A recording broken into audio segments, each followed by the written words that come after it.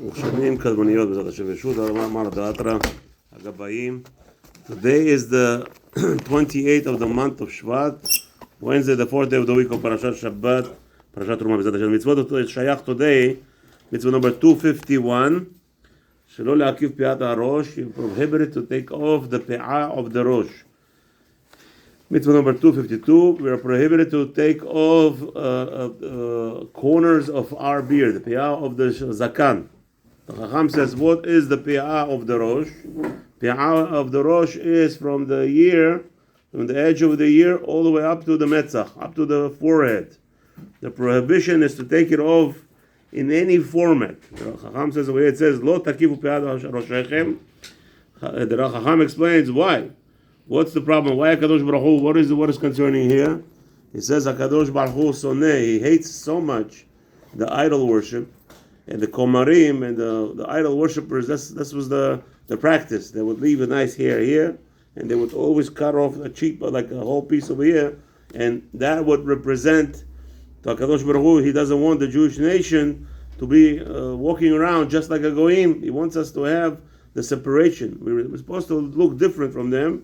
And not just for nothing, because Kadosh Baruch Hu is despising any nuance that it has any resemblance of Avodah Zarah.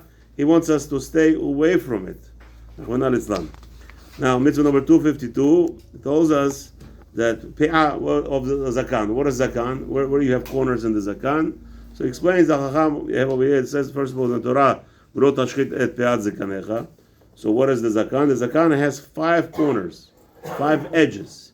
The lechi over here, then they have here, and then you have the same side of this side, and this side. Now, very important nekuda, anybody who's mashchit, who takes it off on the hair or the zakan, each corner has its own malkut.